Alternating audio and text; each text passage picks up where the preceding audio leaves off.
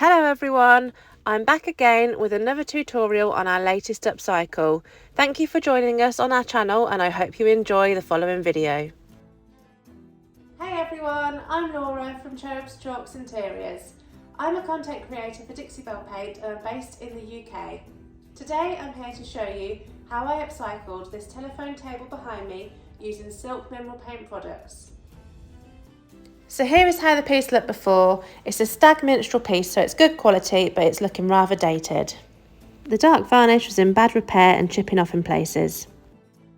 So to start off, I gave this piece a really good clean with White Lightning. White Lightning is a degreaser. It comes in granules and I mix it with water and then put it into a spray bottle. After I finish cleaning, I then rinse off with water. Once that's all clean and dry, I'm going to use my Festool sander to remove all of that broken and cracked varnish. I am using 120 grit sandpaper. After I've removed all of the varnish with my sandpaper, I am then coming back and I'm going to clean it again. I need to get all of that sanding dust off and I'm using the same method with White Lightning and then rinsing with water afterwards. It's always important to make sure that the piece is fully clean and you've got rid of all that White Lightning residue, as you want the paint to be able to stick. And now I've chosen my colour, I'm going for Silk in Anchor, which is the black. I'm also using a brand new oval medium brush, which I find is the perfect brush for painting these legs especially, without getting any drips. So I'm just going over the entire piece with 2 coats of Anchor.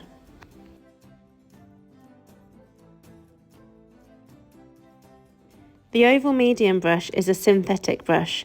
I always use synthetic bristles when I'm painting with silk, as it gives a really nice smooth coverage. Once I've got all of the paint on, I'm going to go back and smooth out the whole lot.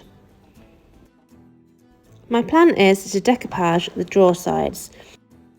When decoupaging, I always apply the paper onto a white background. This makes sure that all of the colours stay true on the decoupage paper. So here I am, I'm using Oyster and I'm painting on 2 coats to all of the areas where I will be applying the decoupage paper. So I've chosen to use the Floral Ballerina rice paper. I've not used this one before, so I'm excited to get started. Firstly, I use my scissors to cut up the areas that I want. I do love anything floral, so I've opted to use this half. I will then position it where I want it, grab some satin clear coat, which I'm just applying over the top of the oyster, and then I will apply the decoupage paper exactly where I want it, trim off any excess, and then apply another coat of satin clear coat over the top. I've also chosen to do the inside of the drawer, as I think that really creates a lovely little surprise when you open it up. Now we're almost finished. I just wanted to add one more little addition. So here I've got some copper bronze glaze. I'm just going to pour some of that out, and then I'm also going to mix in a little bit more of the Anchor. I'm going to mix that all together so I've got a dark but shiny and metallic mixture. Can you see when the light hits it? It's really got a lovely glimmer. So I'm going to be using this gorgeous custom mix with the Cozy Sweater stencil on the top. So I've got my best dang brush. I've got a small amount of paint on the brush and then I've wiped off any of the excess onto some shop cloth. Now as you can see, I'm gently tapping the brush over the stencil. Less is always more when stenciling. You don't want to use too much paint, otherwise you will get some bleed through, which is the last thing you want, especially when you're working with a really detailed design. So I've left that to dry overnight and then I've come back and styled it with all my favourite decor items. I think that this piece looks so sleek and modern now, especially when you remember how dated and aged it looked before. I'm loving the deep black, I'm loving that stencil, the teddy bear fabric on the cushion is everything. I think I'm actually going to keep this piece to use in my own home.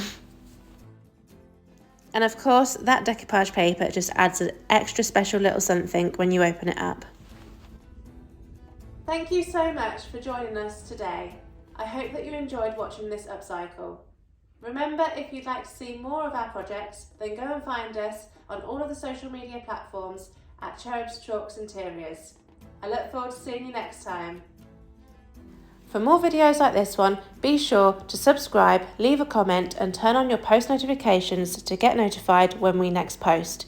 Thanks for watching!